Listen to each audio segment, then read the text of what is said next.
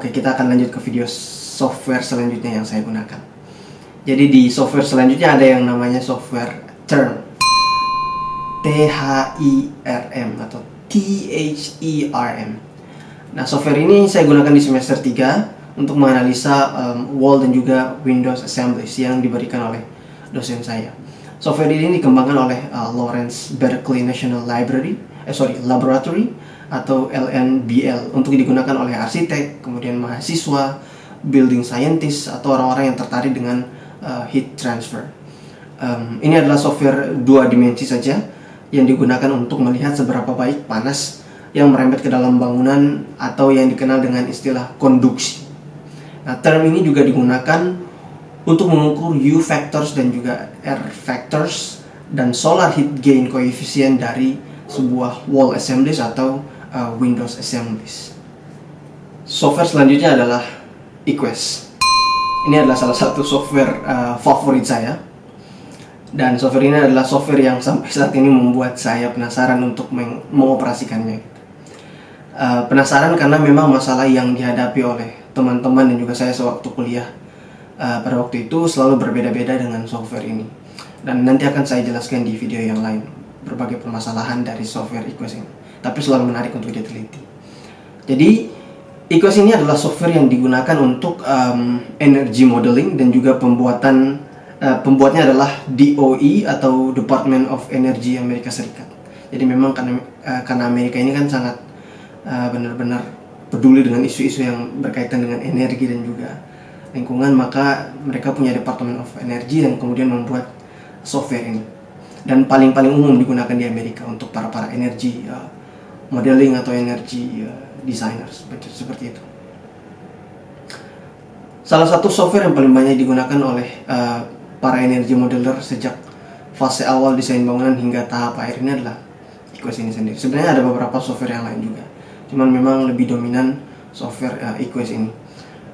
Kemudian software ini banyak digunakan karena sekali lagi gratis, dan saya sendiri menggunakannya sejak semester 2 hingga semester 3 perkuliahan. Kemudian data-data yang dibutuhkan di software ini juga sudah cukup lengkap, tapi masih harus terkoneksi dengan internet ketika menggunakannya untuk mendapatkan data lain yang dibutuhkan.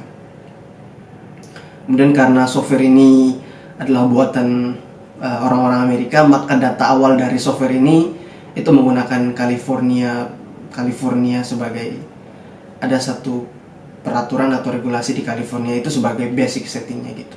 Tapi kemudian kita bisa rubah dengan beberapa setting yang memang sudah tersedia di sana. Software selanjutnya adalah OpenStudio. Software OpenStudio ini saya gunakan sewaktu semester 3. Ini sebenarnya lebih ke plugin dari SketchUp. Jadi memang harus terlebih dahulu menginstal SketchUp agar dapat mengoperasikan plugin OpenStudio ini. Nah, OpenStudio ini kebanyakan digunakan untuk building energy modeling dan juga menganalisa daylighting pada sebuah ruangan atau bangunan gitu. Software atau plugin ini bisa didapatkan secara gratis, tapi sekali lagi membutuhkan spek yang tinggi karena sekali lagi agar sewaktu kita merender atau perform simulasinya itu tidak membutuhkan waktu yang lama dan menghindari lagging.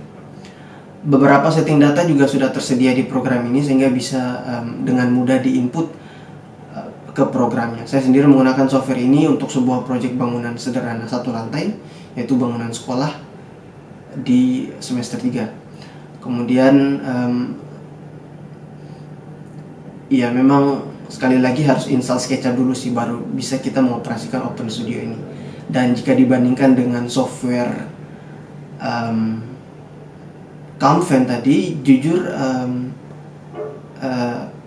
lebih mudah OpenStudio ini dioperasikan ya, karena memang sudah terhubung langsung dengan SketchUp gitu. Cuman memang simulasi atau analisis yang dihasilkan dari OpenStudio ini tidak sebegitu mendetail dari Canvan itu sendiri. Berikutnya adalah software yang mungkin sudah sering digunakan teman-teman jurusan arsitektur, yaitu Revit. Bedanya pada waktu itu saya belajar lebih detail selain membuat model arsitektural, kemudian struktural, dan juga mechanical electrical plumbing. Nah, saya belajar lebih lanjut untuk memproduksi animasi di Revit ini, kemudian membuat schedule hingga akhirnya mendeteksi class detection dengan plugin yang nanti akan saya jelaskan nanti. Nah, bagi teman-teman yang belum tahu apa itu software Revit, jadi ini adalah salah satu software 3 dimensi dan juga 4 dimensi yang dikembangkan oleh Autodesk, yang tidak hanya digunakan dalam mendesain bangunan atau model 3 dimensi saja, tapi juga bisa untuk kebutuhan lain seperti BIM atau Building Information Modeling, kemudian Building Science, hingga beberapa fungsi dengan menggunakan plugin yang ada. Nah, saya sendiri pertama kali menggunakan Revit itu pada tahun 2012 pada waktu kuliah S1 di Surabaya di semester 3. Setelah itu kemudian saya vakum menggunakan Revit sewaktu kuliah. Setelah saya vakum, kemudian menggunakan Revit lagi setelah 2012 ke 2019, 7 tahun, dan waktu itu saya memulai pendidikan S2 di Amerika Serikat, dan tepatnya di semester 4. Nah, Revit sendiri kalau di US itu tidak secara mudah didapatkan ya, tapi di Indonesia ya sangat mudah untuk mendapatkannya, karena memang ya gitulah. Nah, di US sendiri saya menggunakan versi trial, dan ya memang secara gratis bisa digunakan oleh mahasiswa di sana asalkan kita punya account di sana dengan menggunakan email kampus. Memang untuk menggunakan Revit ini butuh laptop dengan spek yang besar, karena nanti di library-nya banyak yang perlu dimuat gitu. Dan terlebih lagi jika kita menggunakan beberapa plugin yang berat gitu. Dan Revit ini adalah salah satu software yang mungkin cukup dominan digunakan oleh para arsitek-arsitek yang ada di Amerika Serikat, ataupun juga energy modeling atau energy designer yang ada di Amerika Serikat sana. Karena memang pluginnya yang banyak dan juga beragam, tidak hanya di BIM, tidak hanya di arsitektur, tapi juga di energy modeling atau di life cycle assessment dari bangunan itu sendiri. Seperti plugin Navisworks dan juga plugin yang namanya Tally. Terakhir adalah Navisworks, yang sebenarnya merupakan plugin dari software Revit itu sendiri. Nah, Navisworks ini adalah plugin yang memang khusus digunakan untuk clash detection, dan ini mungkin software yang mungkin lebih cocok untuk teman-teman para structural engineer. Jadi kalau memang teman-teman itu pengen meminimalisir